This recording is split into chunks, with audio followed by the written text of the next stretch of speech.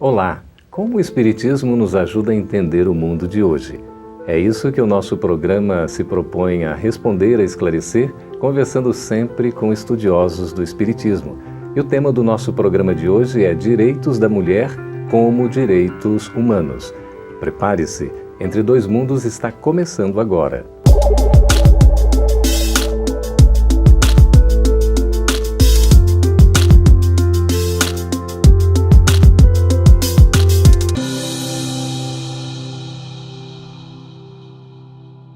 Depois de tantas conquistas ao longo do tempo e, sobretudo, nos últimos tempos, ainda temos que falar sobre direitos da mulher. Isto porque muitas delas se sentem praticamente minimizadas por uma injunção da diferença de gêneros. Mas nós não precisamos ir muito longe. Basta a gente perguntar qual é o maior costureiro do mundo, qual o maior cozinheiro, qual o bailarino mais famoso. E a resposta será invariavelmente um homem. E onde estão as mulheres? Qual o seu papel? Para conversar conosco sobre o tema Direitos da Mulher como Direitos Humanos, estamos recebendo aqui nos nossos estúdios, diretamente da FEB TV em Brasília, Maíse Braga, que é palestrante, expositora e trabalhadora da Comunhão Espírita de Brasília. Seja bem-vinda, Maíse. Obrigada, amigo. E também o Dr. Denis França, que é advogado, para nos apresentar essa visão jurídica do assunto e também a visão espírita. Eu gostaria de começar com uma pergunta, porque no Livro dos Espíritos, lá na questão 202, se diz que o espírito não tem sexo. Ora, nós temos a oportunidade de nascer com a personalidade feminina, ora, a masculina. Então eu pergunto, qual é, afinal de contas, o papel, Maíse, da mulher no mundo? Na verdade, um papel imprescindível porque ela é a geradora da vida e principalmente porque ao longo de toda a história da humanidade ela teve que, e tem ainda, que lutar para falar do seu valor, da necessidade da vida em torno dela, sempre ativa, sempre positiva, de lutar pelos seus direitos para não ser minimizada, onde ainda existe preconceito, sempre está a mulher, porque ela geralmente não é compreendida, não é aceita, não é criado uma série de obstáculos a ela para se colocar. E durante muito tempo, por exemplo, se dizia que a mulher estava apenas na área da saúde e da educação como alguém que era válido, e de repente você descobre que a mulher pode muito mais, e ela descobre que pode muito mais, embora se entenda perfeitamente porque a cada encarnação podemos escolher o sexo masculino ou feminino, porque tudo são experiências, tudo são construções psíquicas que nós precisamos fazer no nosso processo evolutivo. A gente poderia dizer, doutor Denis, que há funções diferentes, então, papéis distintos entre o homem e a mulher? Eu acho que sim, Geraldo. Eu acho que nós podemos pensar no feminino e no masculino como um desses antagonismos que a divindade parece ter ofertado no mundo para que nós trabalhemos as necessidades do espírito que nos permitem, então, evoluir. É claro que, do ponto de vista físico, aquele que está investido de um corpo masculino ou feminino é como se tivesse uma tendência a uma predominância daquela característica, mas sem prejuízo de que isso não se opere dessa maneira e sem também impedir que nós vejamos que a característica feminina, que parece mais ligada ao aperfeiçoamento, a capacidade de ter uma sensibilidade maior, o útero simboliza a capacidade de pegar a semente e aperfeiçoá-la, ao passo que a característica masculina, às vezes associada à semeadura. Essas duas hipóteses de ação no mundo são ambas importantes para o nosso crescimento. E do ponto de vista físico, a natureza parece se valer disso como um mecanismo pedagógico para nós. E a gente poderia dizer, no caso, são papéis complementares, Maíse? Com certeza, porque não se consegue imaginar a vida um sem o outro. Há momentos em que o apoio masculino é imprescindível e há momentos em que o apoio masculino, para existir, precisa da sensibilidade da mulher e da argúcia que ela tem, às vezes, em captar coisas que ainda não existem. É como se o psíquico dela nessa área do afeto fosse um pouco mais à frente do que o homem, que lida muito bem com a matéria, com o que ele pode tocar. A sensibilidade masculina, por muito tempo, foi escamoteada pelo próprio homem. Não se permitia ao homem chorar.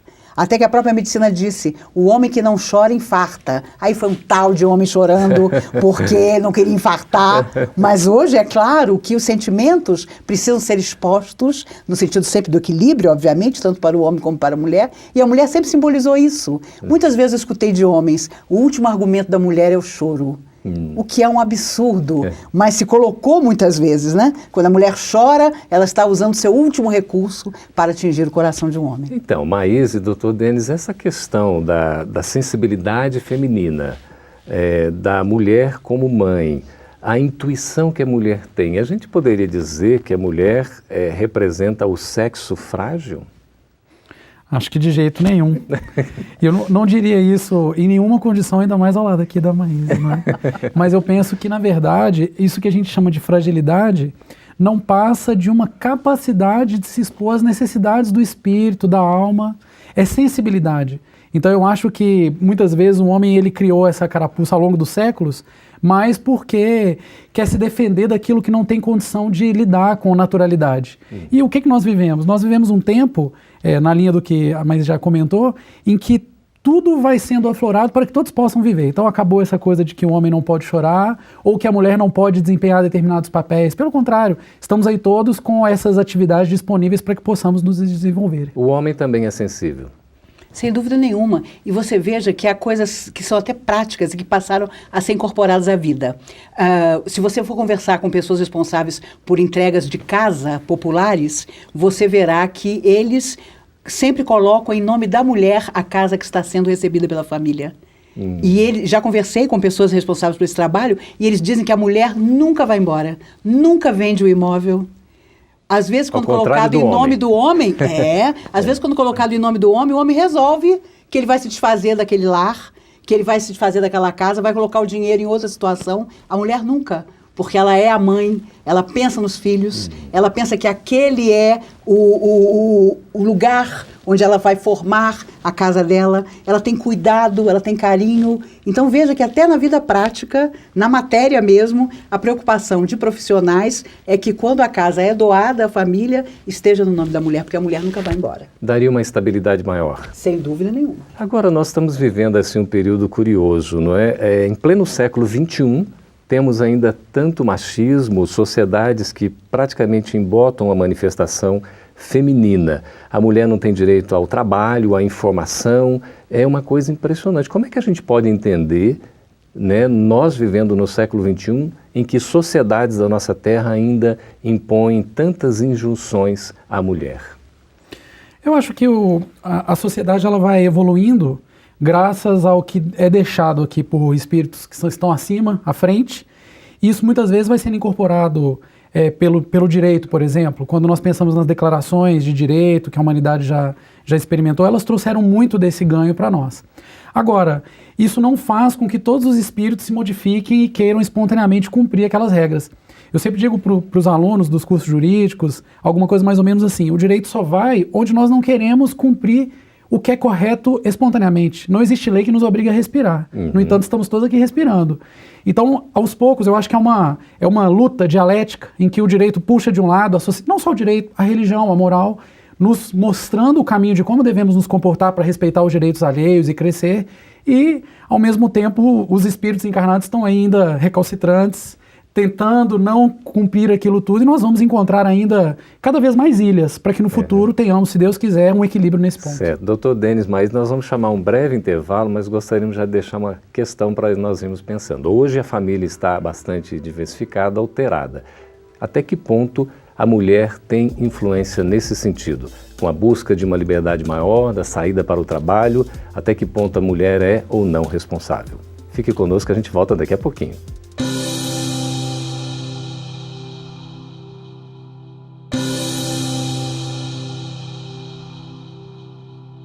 Antes do nosso intervalo, deixamos uma pergunta no ar a respeito da possível responsabilidade da mulher no contexto dessa mudança familiar.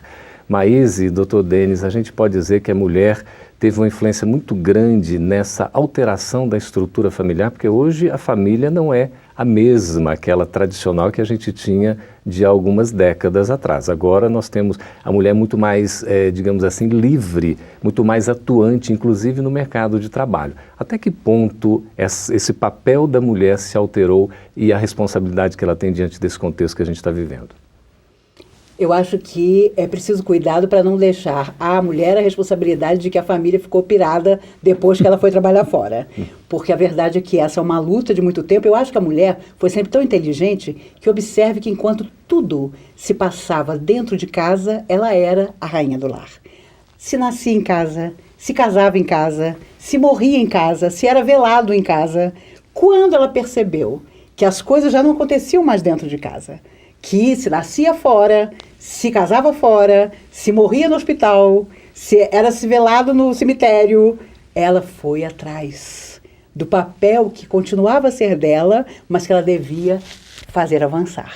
E hoje, para muitas sociedades, é motivo de inveja a mulher que trabalha e que, ao chegar em casa, ainda tem uma outra jornada, a de lidar com seus filhos, com seu marido, às vezes com a solidão, quando ela é uma mãe sozinha, e existem aos milhões no mundo, e ela sempre se mantém íntegra ali, sendo a força para aquelas crianças, adolescentes, enfim, mas com o agravante positivo de fora ter também entrado em contato com a sociedade que ela não conhecia.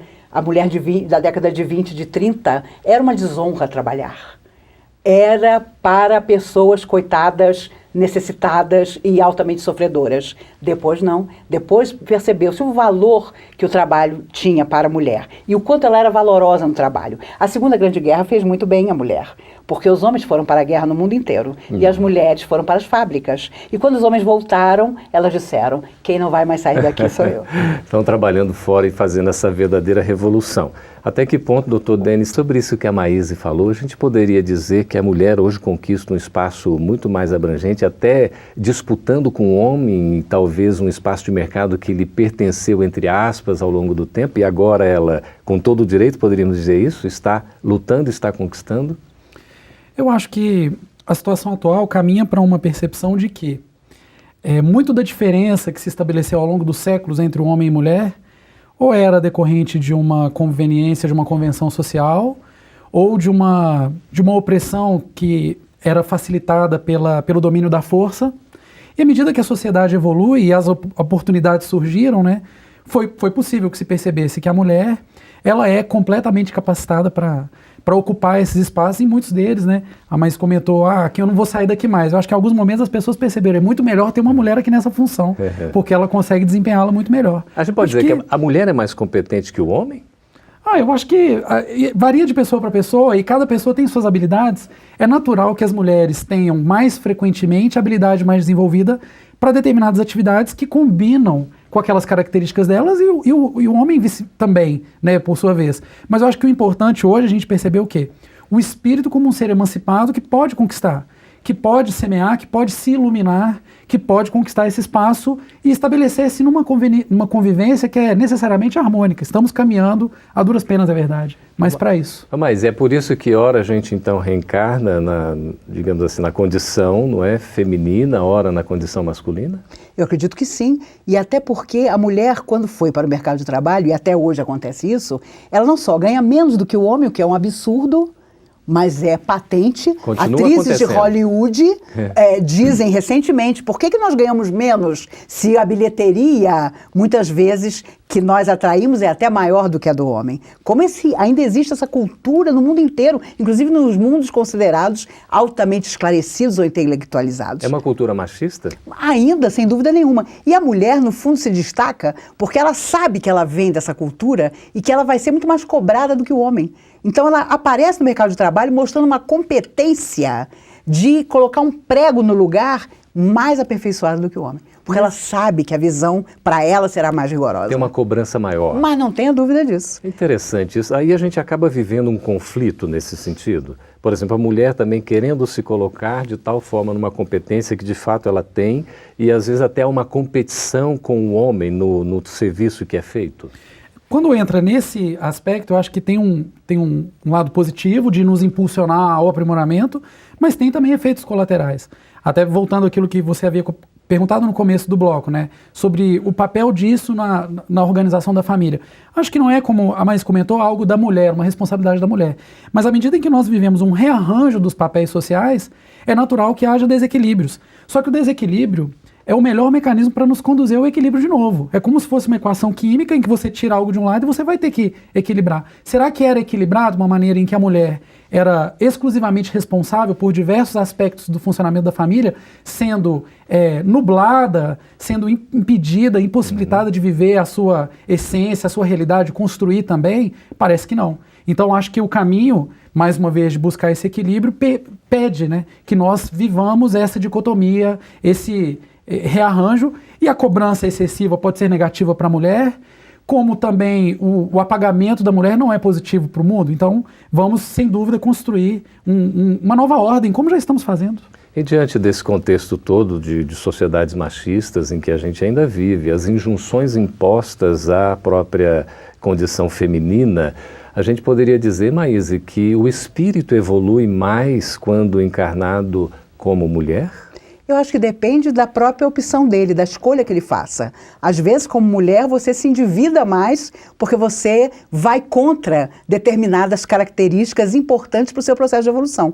Como o homem, quando, por exemplo, não aceita que a mulher não goste mais dele e reconstrua sua vida longe dele e vai até o tiro, porque o que a gente mais escuta ultimamente é fulano terminou com Beltrana, mas ele não queria o término e foi lá e tirou a vida dela. Uma violência. Isso ainda é tão comum, mas tão comum, que mostra o quanto existe ainda da sociedade machista. Se você não se satisfaz ao meu lado, ao lado de mais ninguém você estará. O que é um absurdo absoluto, mas ainda é muito comum. Eu tenho uma amiga que decidiu que ela não ia mais, ao chegar em casa, guardar os sapatos que o marido e os 3 filhos homens deixavam à porta. Ela disse, olha, a partir de hoje eu não guardo sapato de ninguém, porque eles tinham o hábito de ficarem descalços logo que entravam em casa. A mulher como se fosse uma empregada. E ao final de 4 dias, cumprindo o prometido, eles não podiam sair de casa, porque não havia mais um sapato para eles usarem. Ela mostrou em pouco tempo o quanto ela era altamente necessária, altamente competente e o quanto ela não faria mais um trabalho bobo, mas que eles eram com certeza fadados a fazer. Doutor Denis, e aí a dependência que nós homens ainda temos da mulher? Incrível. É uma responsabilidade. Eu acho que caminhamos para perceber que cada um tem que dar de si o que é próprio e cada um é responsável pelos tesouros que recebeu também. Então, com certeza a mulher ela pode se endividar quando ela não dá a melhor utilização ao tesouro muito mais refinado que ela recebeu, e o homem que recebeu um tesouro mais bruto, Geraldo, ele também tem responsabilidades com isso, inclusive garantir o papel da mulher adequado e não esse tipo de opressão, que é uma verdadeira opressão. Exatamente. E você, está gostando deste programa? Se estiver gostando, você pode colaborar, porque nós somos uma instituição, a Federação Espírita Brasileira, sem fins lucrativos, e estamos à sua disposição, caso queira, tenha interesse e condições de colaborar aí no seu vídeo. Tem o nosso site, você pode acessar e obter maiores informações para o Quero Ajudar. Nós vamos para um breve intervalo e voltamos daqui a pouquinho com as respostas às perguntas dos nossos espectadores. Continue conosco.